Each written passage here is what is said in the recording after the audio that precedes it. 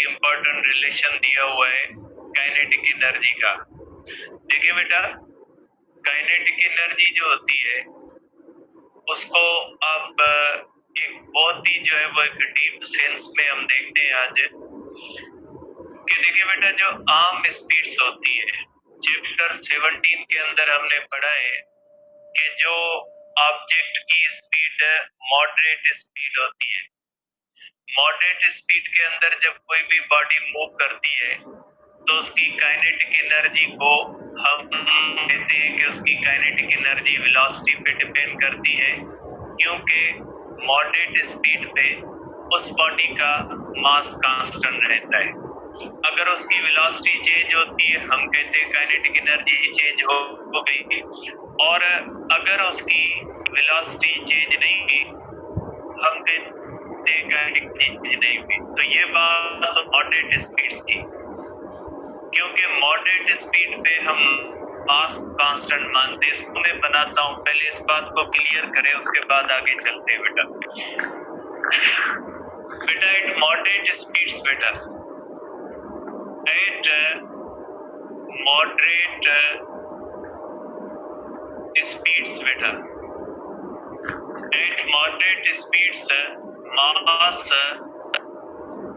Of body remain constant, therefore kinetic energy increases or decreases due to change of moderate stuff. Einstein की special theory of relativity पढ़ी है, वो कहती है कि जब कोई भी बॉडी आर्म स्पीड पे जाती है तो उसका मास कांस्टेंट रहता है। फॉर एग्जांपल बेटा, बॉडी है उसका मास 1 किलोग्राम है, ठीक है, और उसकी स्पीड भी अगर 1 मीटर करते बेटा, इसकी स्पीड बेटा 2 मीटर पर सेकंड है बेटा। इसकी kinetic energy K energy is equal to half mv square बेटा। तो ये हो जाएगी बेटा 2 जूल हो जाएगी। अब ये बॉडी इस तरह से मूव करके बेटा इस तरह से आती है, इसका मास आम स्पीड में मास जो किलोग्राम ही रहता है। सपोज करें इसकी वेलोसिटी बढ़ के 4 मीटर पर सेकंड हो गई, तो इसकी काइनेटिक एनर्जी बेटा फाइनल आप कैलकुलेट करते हो इक्वल टू हाफ 16, ये हो जाएगी 8 जूल बेटा, ठीक है। तो ये हो जाता है बेटा इस तरह से। आप कह सकते हैं कि ये जो होती है बेटा, ये जो वेलोसिटी होती है बेटा, इसके स्पीड के चेंज होने से काइनेटिक एनर्जी चेंज होती है, और काइनेटिक एनर्जी जो चेंज होती है वो स्पीड के चेंज होने से चेंज होती है, क्योंकि यहाँ पे हम मास को क्या मानते हैं बेटा, मास को हम कांस्टेंट मानते हैं। तो जब हम मास को कांस्टेंट मानते हैं, ठीक है, जब मास को कांस्टेंट मानते हैं तो जो काइनेटिक एनर्जी चेंज आ रही है वो काइनेटिक एनर्जी के अंदर चेंज किस वजह से आ रही है, वेलोसिटी की वजह से आ रही है, ठीक है। तो आप कहोगे कि kinetic energy changes due to speed only at moderate speeds बेटा। जो मॉडरेट स्पीड्स होती है बेटा, मॉडरेट स्पीड्स पे ऐसा होता है, लेकिन जब हायर स्पीड्स आ जाती है बेटा, जब किसी भी बॉडी की स्पीड हाई हो जाती है तो हाई स्पीड पे जब कोई भी बॉडी बहुत ज्यादा हाई स्पीड पे चली जाती है, एक कोई मॉडरेट स्पीड्स, दूसरी हुई हाई स्पीड से बहुत ज्यादा हाई स्पीड्स।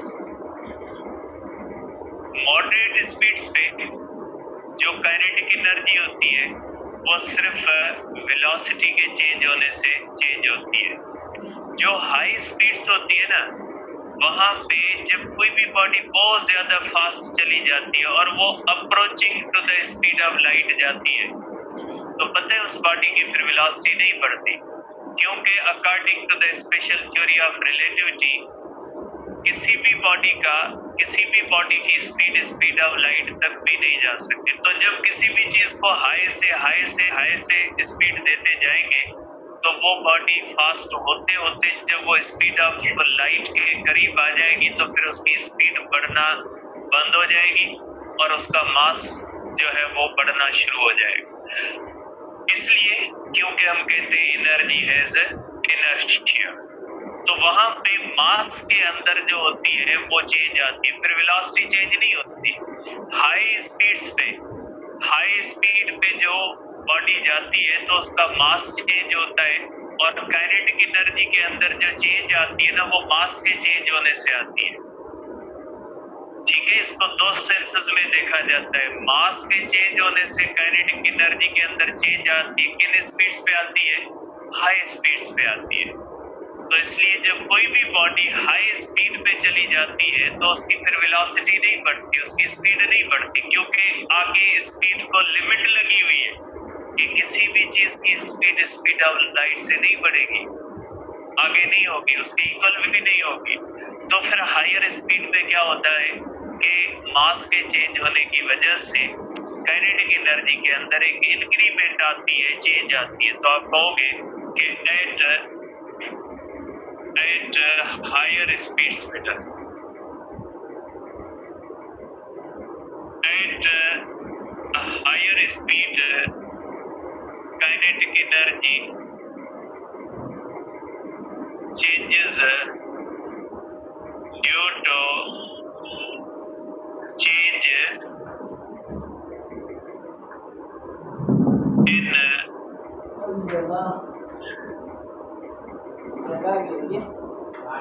inertia। एक्चुअली वो इनर्शिया ही होती है बेटा, मास ऑफ बॉडी बेटा।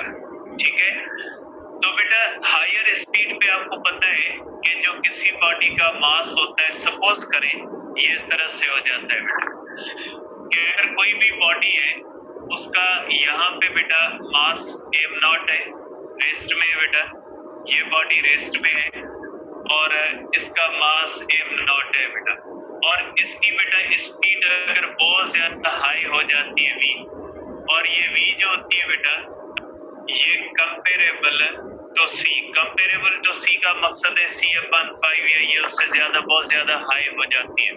तो यहाँ पे इसका मास क्या हो जाता है बेटा? इसका मास हो जाता है √1 - v²/c², इस तरह से हो जाता है। अब यहाँ पे हाई स्पीड पे बेटा, हाई स्पीड पे एट हायर स्पीड्स, ठीक है, इंक्रीमेंट इन काइनेटिक एनर्जी बेटा, मींस काइनेटिक एनर्जी के अंदर जो चेंज आती है इज ड्यू टू इंक्रीमेंट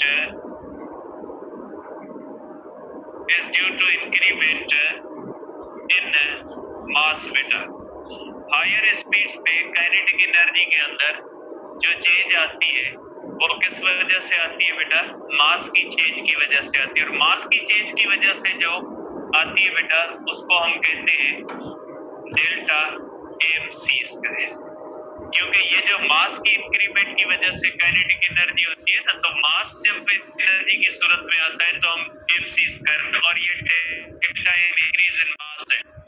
आप इसको इस तरह से भी लिख सकते हैं बेटा कि m, क्योंकि मूविंग मास ज्यादा होता है बेटा, माइनस हो जाता है m0c²। तो ये इक्वेशन इस्तेमाल होती है हायर स्पीड्स पे बेटा। तो इसके अंदर भी आप देखते हैं कि एनर्जी जो होती है वो इसमें जो होती है वो कन्वर्ट हो जाती है मास के अंदर, मींस जो मास होता है वो एनर्जी के अंदर कन्वर्ट होता है, और एनर्जी किसमें कन्वर्ट होती है? मास के अंदर कन्वर्ट होती है। अब नेक्स्ट टॉपिक की तरफ हमारे चलते हैं बेटा, mass defect and binding energy बेटा। Mass defect and binding energy बेटा। Mass defect and binding energy क्या है बेटा?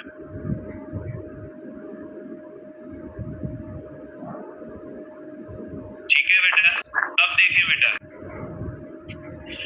हमने बेटा एक एग्जांपल कल हमने डिस्कस किया, उसके अंदर हमने ये देखा कि जब कोई न्यूक्लियर रिएक्शन होता है, जैसे जो थेरियम कन्वर्ट होता है रेडियम के अंदर और उसमें से अल्फा पार्टिकल निकलता है, तो इसको कहा जाता है कि ये न्यूक्लियर रिएक्शन है। ठीक है,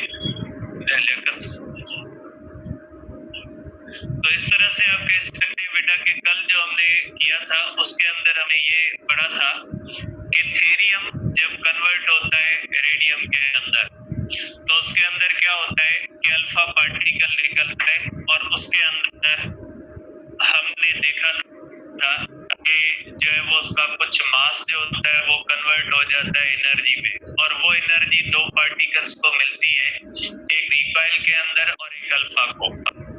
कल बच्चों ने मैसेज किया कि जो एनर्जी बनी थी 6 पॉइंट समथिंग, वो अल्फा पार्टिकल की और थेरियम की आपस में इक्वल नहीं हो रही बेटा, तो वो एनर्जी इन दो पार्टिकल मेजर के अंदर होती है, इसके सिवा भी फ्रेगमेंट्स होती है, उनके अंदर शेयर होती है, कंजर्वेशन एनर्जी की वहां पे भी होती है। आपके बुक में सिर्फ दो फैक्टर्स दिए गए हैं, तो उन दो फैक्टर्स को नहीं देखा जाएगा, और भी फैक्टर्स हैं जिनके अंदर ये एनर्जी डिस्ट्रीब्यूट होती है। तो बेटा आज हम पढ़ेंगे कि कल तो हमने ये देखा कि जब न्यूक्लियस टूटता है, कि थेरियम का न्यूक्लियस जैसे टूटा, उसने रेडियम बनाया, तो उसका सम मास जो है वो एनर्जी में कन्वर्ट हो गया। अब बेटा जब किसी भी चीज का न्यूक्लियस बनता है, तो न्यूक्लियस बनते हुए भी यही फिनोमिना होती है कि अगर आप देखोगे कि जब न्यूक्लियस बनता है तो बनाने वाले जो पार्टिकल्स होते हैं उनका मास कलेक्टिवली ज्यादा होता है, जबकि उनसे बनने वाला जो न्यूक्लियस होता है उसका मास क्या होता है, उनका मास कम होता है। ठीक है, एक एग्जांपल डिस्कस करते हैं, उसके बाद इसको डिस्कस करते हैं कि इसका मतलब क्या है। बेटा देखिए, ये भी डेटा बेटा आपके बुक के अंदर दी हुई है कि आप इसको इस तरह से देख सकते हैं बेटा कि हमारे पास है जो है वो ड्यूटेरियम का बेटा एग्जांपल दिया गया है, ड्यूट्रॉन। देखिए बेटा आपको पता है कि आपके पास है ड्यूट्रॉन, कि ड्यूट्रॉन जो होता है उसका हम एग्जांपल करते हैं बेटा। ड्यूट्रॉन जो होता है बेटा H21 होता है बेटा, ये ड्यूटेरियम का न्यूक्लियस होता है बेटा। ड्यूटेरियम के न्यूक्लियस को हम न्यूट्रॉन कहते हैं, और ये आइसोटोप होता है हाइड्रोजन का। इसके अंदर बेटा एक प्रोटॉन होता है, एक न्यूट्रॉन होता है, और इसका चार्ज नंबर जो होता है वो 1 होता है बेटा। अब देखिए बेटा ये जो न्यूट्रॉन बना हुआ है इसके अंदर एक प्रोटॉन है बेटा, एक प्रोटॉन है प्लस एक जो है वो इसके अंदर बेटा न्यूट्रॉन है। ठीक है, इसके अंदर बेटा दो प्रोटॉन है और एक प्रोटॉन है और एक न्यूट्रॉन है बेटा। अब अगर हम देखते हैं बेटा तो इसके अंदर मास ऑफ न्यूट्रॉन है बेटा। अब इसके अंदर मास ऑफ न्यूट्रॉन बेटा, मास ऑफ न्यूट्रॉन है इसके अंदर 1 पहले ये एग्जांपल डिस्कस करते हैं, खुद ब खुद चीज जो होगी बेटा कंफर्म हो जाएगी।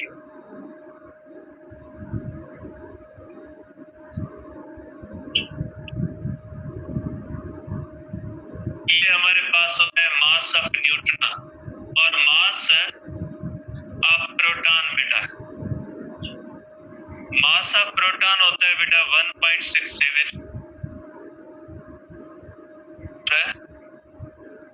into 10⁻27 किलोग्राम बेटा। अब इन दोनों का सम ऑफ मास करें बेटा, सम of of proton and neutron बेटा,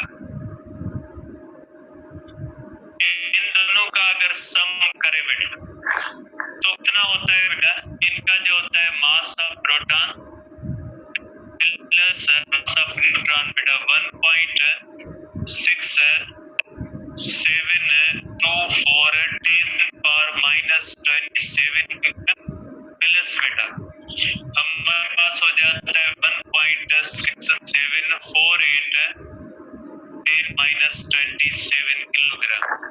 तो दोनों का बेटा mass of proton plus mass of neutron जो हो जाता है इनका दिया हुआ है बेटा, ठीक है। ये हो जाएगा बेटा 3.347 2 × 10⁻27 किलोग्राम, ये टोटल मास है बेटा। न्यूट्रॉन है बेटा, न्यूट्रॉन के अंदर एक प्रोटॉन एक न्यूट्रॉन है, मास ऑफ न्यूट्रॉन ये है, मास ऑफ प्रोटॉन ये, दोनों का सम ये है, तो मींस ये जो है इन दोनों का सम है बेटा, दोनों के मासेस का सम है बेटा, ठीक है। अब बेटा इन दोनों ने मिलके क्या बनाया है, इन दोनों ने मिलके बनाया है न्यूट्रॉन। तो लॉजिक क्या कहता है कि प्रोटॉन और न्यूट्रॉन ने मिलके न्यूट्रॉन बनाया है ना, तो न्यूट्रॉन का मास होना चाहिए, इतना होना चाहिए। लेकिन अगर आप देखें तो ये देखते बेटा, अगर आप देखते हैं बेटा तो मास ऑफ न्यूट्रॉन आप देख ले,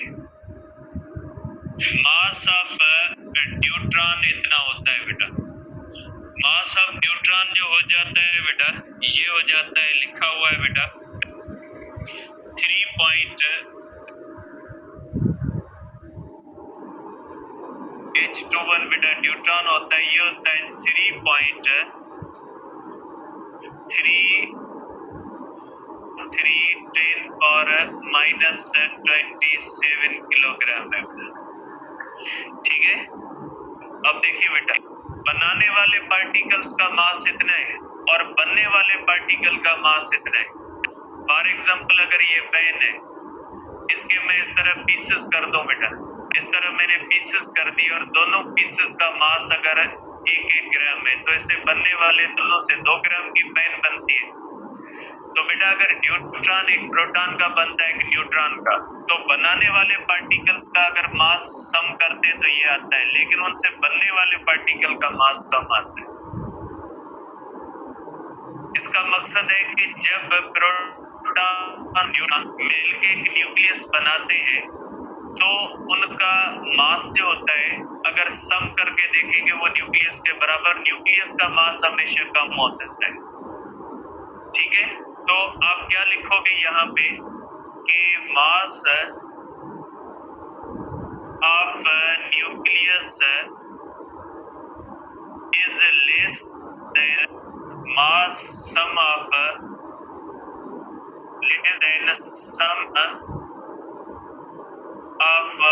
masses of न्यूक्लियंस।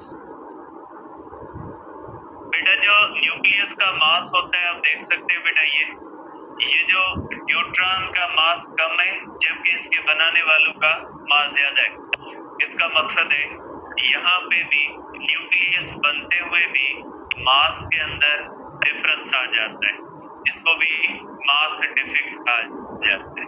तो ये मास डिफेक्ट कितना है बेटा, इसके अंदर भी मास डिफेक्ट होता है और मास डिफेक्ट जो होता है बेटा वो कितना है, ये हो जाएगा बेटा 3.3472 10⁻27 minus 3.343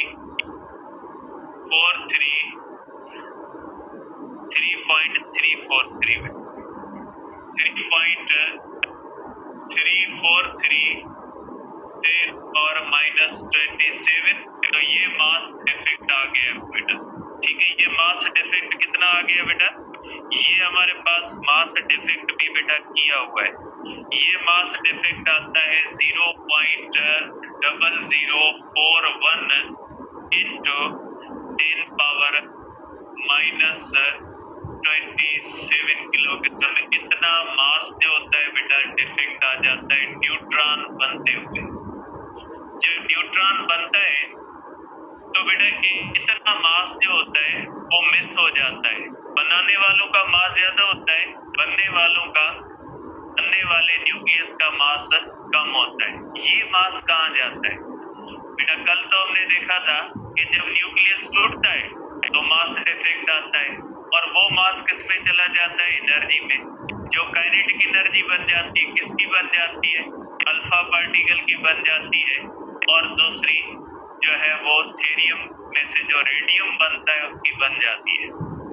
अब यहाँ पे ये न्यूक्लियस बनते हुए हुआ, यहाँ पे तो बना है पार्टिकल, किसी ने काइनेटिक एनर्जी तो गेन नहीं की, लेकिन आपको पता है बेटा न्यूक्लियस के अंदर होती है बाइंडिंग एनर्जी, क्योंकि न्यूक्लियस के अंदर होते हैं प्रोटॉन को रिपेल करते हैं, लेकिन न्यूक्लियस के अंदर फिर भी वो एक साथ पड़े हुए, वो इसलिए होते हैं क्योंकि वहां पे बाइंडिंग एनर्जी होती है। अब ये बाइंडिंग एनर्जी कहाँ से आती है?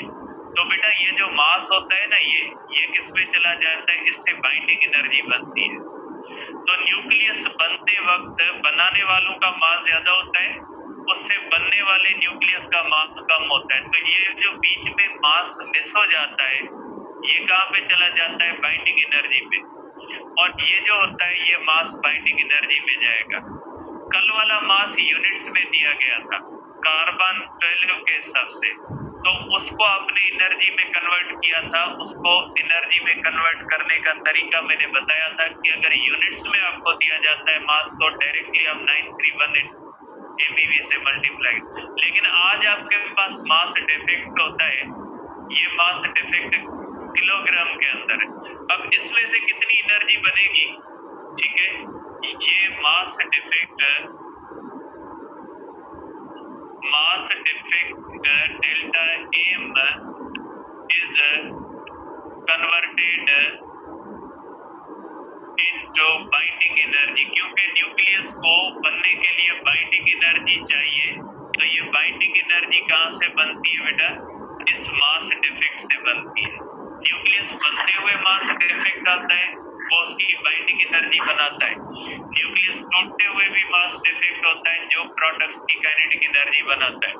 तो यहाँ से एनर्जी बनेगी बेटा is equal to delta MC square. आज आप कहोगे कि सर आपने कल तो 931 मल्टीप्लाई किया था, आज आपने डेल्टा MC स्क्वायर।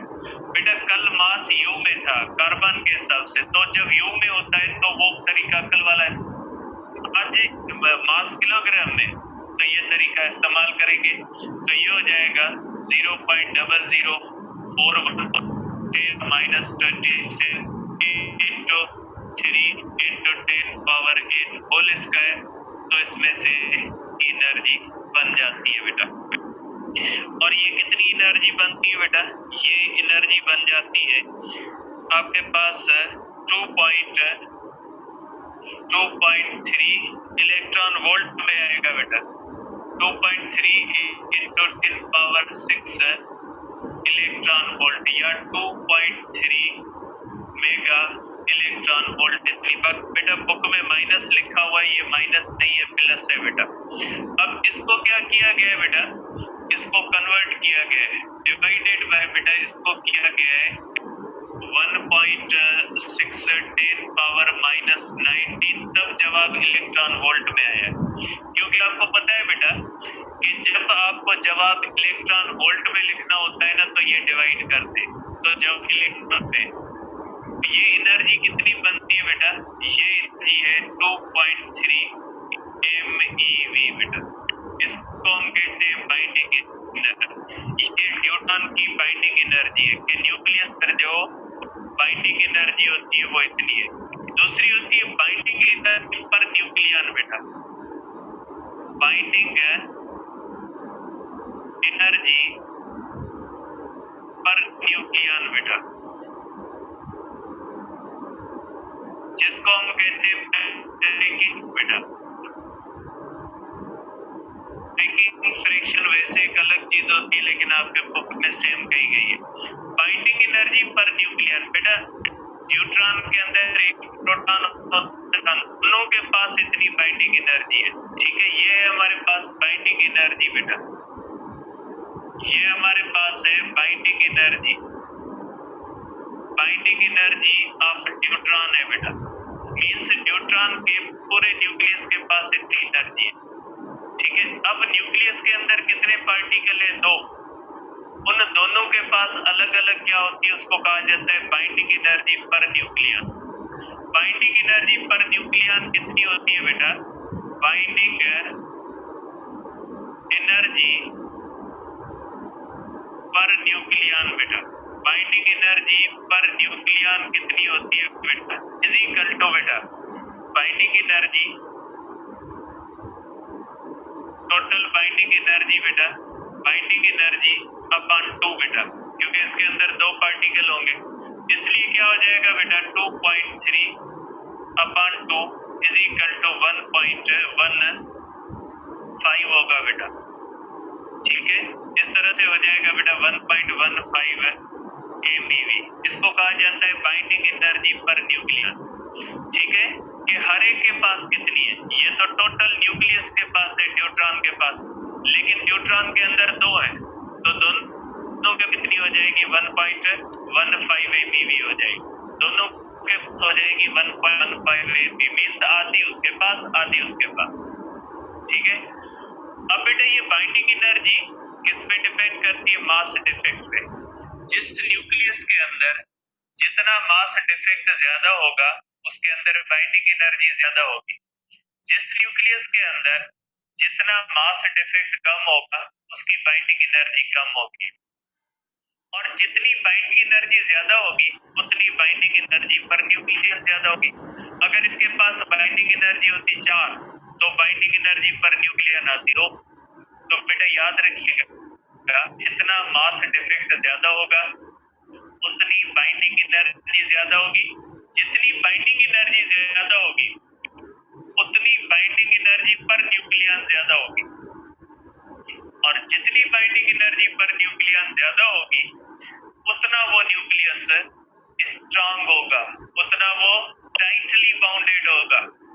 अब हम ग्राफ देखते हैं कि ग्राफ पीरियोडिक टेबल के अंदर जो एलिमेंट्स हैं उनके बाइंडिंग एनर्जी पर न्यूक्लियन के बारे में ग्राफ क्या कहता है बेटा? देखिए ये न्यूक्लियर स्टेबिलिटी का एक और ग्राफ है बेटा, ये न्यूक्लियर स्टेबिलिटी का एक और ग्राफ है बेटा, ये देख ले बेटा। अगर आप देखोगे ये जो हमारे पास एलिमेंट्स है बेटा, ये देखिए पीरियोडिक टेबल के अंदर जो शुरू में बेटा जो इस तरह से हाइड्रोजन और हीलियम से इस तरह से आगे जाते हैं, लिथियम वगैरह इस तरह से बेटा, ये अगर आप आगे जाते हो बेटा तो ये binding energy per nucleon rapidly increase हो रही है, क्योंकि ग्राफ किस तरह से जा रहे हैं बेटा? ग्राफ इस तरह से तेजी से ऊपर की तरफ जा रहा है बेटा। तो ग्राफ तेजी से ऊपर की तरफ जा रहा है मींस पीरियोडिक टेबल में शुरू वाले एलिमेंट्स हैं, जैसे फॉर एग्जांपल पहला है, पहले के बाद second number, third number suppose कर लेते हैं कि पीरियोडिक टेबल में जब शुरू से आप आगे जाओगे तो शुरू वालों के पास बाइंडिंग एनर्जी कम है, लेकिन उसके मुकाबले में जो दूसरा है तीसरा है उसकी बाइंडिंग एनर्जी बहुत तेजी के साथ बढ़ रही होती है, मीन्स शुरू से जब हम आगे जाएंगे तो बाइंडिंग एनर्जी तेजी के साथ बढ़ रही है, और सबसे ज्यादा होती है आयरन की, और ये होती है 8.8 MeV। ये जो मिडिल रीजन के अंदर होते हैं ना पीरियोडिक टेबल के अंदर, ये जो होते हैं इनकी बाइंडिंग एनर्जी पर न्यूक्लियन जो होती है, ये बाइंडिंग एनर्जी पर न्यूक्लियन आप कह सकते हैं कि बाइंडिंग एनर्जी, इसके अंदर जो बाइंडिंग एनर्जी पर न्यूक्लियन जो होती है बेटा, ये होती है ओवर 8.8 MeV, ओवर 8 MeV होती है, बहुत ज्यादा होती है, और ये बहुत ज्यादा जो होते हैं वो टाइटली बाउंडेड होते हैं ये मिडिल रीजन के अंदर। उसके बाद जैसे जैसे ऊपर जाओगे फिर बाइंडिंग एनर्जी पर न्यूक्लियन कम होगी, क्योंकि ग्राफ फिर नीचे की तरफ आ रहा है। तो बेटा शुरू से जैसे आप आगे जाओगे तो बढ़ेगी, मिडिल रीजन के अंदर सबसे ज्यादा होगी, उसके बाद फिर ये यूरेनियम या आगे जाओगे ना तो फिर क्या हो जाएगी, इनकी बाइंडिंग एनर्जी पर न्यूक्लियन कम होगी। तो सबसे ज्यादा जो टाइटली बाउंडेड होते हैं ना वो आयरन वाले होते हैं, ये आयरन निकल कोबाल्ट, ये जो होते हैं ये मिडिल रीजन के अंदर होते हैं, ओवर 8 MeV होती है, ये लिखी हुई है वैल्यू इसकी बेटा। ये जो होती है बेटा जो 60 से अबव जिनका नंबर है आयरन निकल और कोबाल्ट, ये ओवर 8 MeV है बेटा, 8.8 के करीब होती है तकरीबन, इनकी 8.8 है या क्या है वैल्यू मुझे सही याद नहीं बेटा, आप इसको देख लीजिएगा बेटा। तो ये हो गई हमारे पास बाइंडिंग एनर्जी जो है वो पर न्यूक्लियन या न्यूक्लियस बनते हुए मास इफेक्ट कैसे आता है बेटा। ये यहाँ तक जो चीजें थी ये आपकी तकरीबन सब की सब पीएमसी के सिलेबस में थी। आगे जो फिशन और फ्यूजन रिएक्शन है ये डायरेक्टली तो नहीं है, लेकिन ये रेडियो एक्टिविटी के ही अंदर न्यूक्लियर जो है वो आते हैं रिएक्शन के अंदर, तो इनको पढ़ लेंगे। अब रहते दो है, फिशन और फ्यूजन, उसके बाद हम चैप्टर 20 करेंगे। तो यहाँ तक ये जो चीजें थी बेटा इनको केयर से पढ़ना है, और ये चीजें जो है ये आपके पीएमसी के सिलेबस के अंदर मौजूद है। ठीक है, इंशाल्लाह आगे कल डिस्कस करेंगे फिशन और फ्यूजन के बारे में। बेटा जो दूसरे है कि जो पीएमसी के हिसाब से है कि उसके अंदर जो है वो बहुत सारे बच्चों को मुश्किलात आ रही है, तो इनका बेहतर सलूशन ये है कि आप पीएमसी से कांटेक्ट करें, तो वही आपको एक कंफर्म और ऑथेंटिक चीज बता सकते हैं। मेजर मसला ये है कि बैंक के थ्रू जिन्होंने पे की है फीस उसका पेड स्टेटस का मसला आ रहा है, तो उसके अंदर पहले भी आ रहा था तो 3-4 दिनों के बाद हो गया था बच्चों का, हो सकता है आपका भी 2-3-4 दिन लगे बैंक वेरिफिकेशन के अंदर, तो 1-2 दिन वेट कर ले, हो सकता है सेट हो जाए। और दूसरा ईमेल्स का मसला या ये वो बेटा ये केयरलेसनेस की वजह से आते हैं। मैंने आपको पहले भी कहा है आप चीज केयर के साथ करें, ये कोई बच्चों का खेल नहीं होता। आप एक में ईमेल लगा देते, अकाउंट बन जाता है, सारा सिस्टम कर देते, फिर आपको याद आता है कि ये तो मुझे ईमेल नहीं देनी थी, मुझे दूसरी देनी थी, तो एडिट का मसला आ रहा है तो एडिट नहीं हो रहा। तो ऐसे नहीं करे बेटा, केयर के साथ पहले ही मोबाइल के ऊपर फॉर्म नहीं फिल किया जाता। ये पता नहीं आपको किसने आइडिया दिया है, कॉन्सेप्ट दिया है, दुनिया के अंदर मोबाइल के ऊपर कभी भी जो है वो फॉर्म फिल नहीं किया जाता। मोबाइल के ऊपर जो भी आप फॉर्म फिल करोगे वो आप गलती करोगे। बेहतर है आप किसी प्रोफेशनल बंदे से, कंप्यूटर ऑपरेटर से 5 रुपए 10 रुपए देके उससे फिल करवाएं। उसका फायदा क्या होगा, जब आप उसके साथ बैठे होगे तो आप तो क्या होते हो कि इतने जो है वो फ्रस्ट्रेट हो या आप इतने जो है वो अंडर टेंशन हो कि आपसे गलतियां हो रही है, तो वो ऑपरेटर को आप डॉक्यूमेंट्स दे, वो फिल करता जाएगा, आप उसको देखते जाए, तो उससे आपकी जो काम होगा उसमें फेयरनेस ज्यादा है। कि मोबाइल के ऊपर फॉर्म फिल नहीं किया जाता, दुनिया के अंदर नहीं किया जाता, फॉन्ट्स का मसला होता है, स्पेलिंग का मसला होता है, बहुत सारी चीजें ऐसी होती है जो मोबाइल के ऊपर रिकमेंड ही नहीं किया जाता।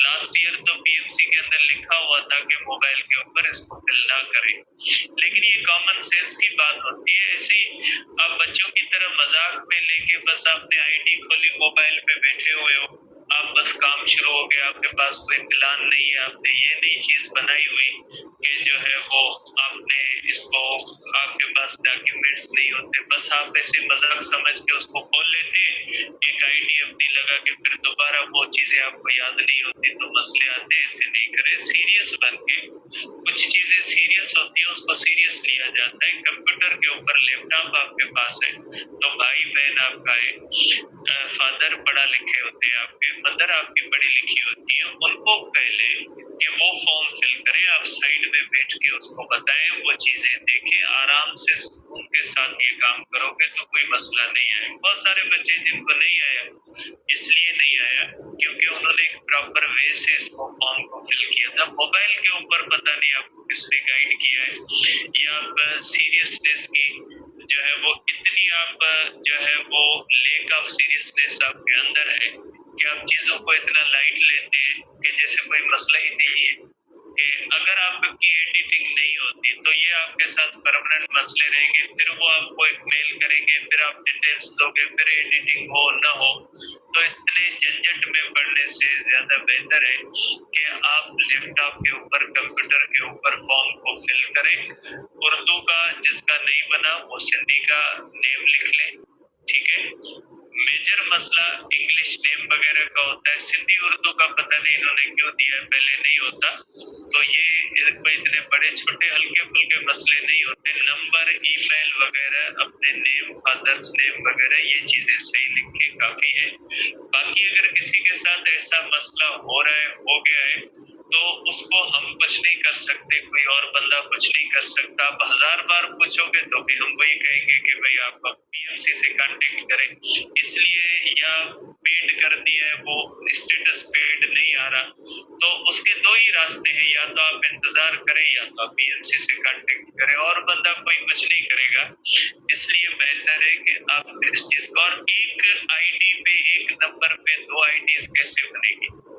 आप सेम डेटा पे दो फॉर्म एक ही चीज के ऊपर तो नहीं भर सकते ना, जाहिर है सिस्टम के अंदर भी कुछ तो होगा ना, कि वो आपके ऐसे एक बंदा 10 फॉर्म फिल करके 10 स्लिप्स लेके घूमेगा, 10 बार टेस्ट देगा क्या? क्या आप क्या चाहते हैं कि आप दो फॉर्म फिल करें, एक के अंदर डेटा 15 रखें, दूसरे के अंदर 20 रखें, तो वो आपको कहेंगे कि भाई आप आ जाए, 15 को भी दे दे, 20 को भी दे। ऐसे नहीं होता, एक तरीका होता है, सिस्टम होता है, उसके पास सारी चीजें होती है, ऐसे नहीं होता। आप एक सेम फोटो देके, सेम डेटा देके, सेम एनआईसी देके आप दो फॉर्म तो नहीं फिल कर सकते ना। तो इसलिए आप थोड़ा सीरियसनेस का मुजाहरा करें, ये चीजें इतनी सिंपल नहीं होती। आप इनको आराम से सुकून से कंप्यूटर पे फिल करें, मसले नहीं आएंगे।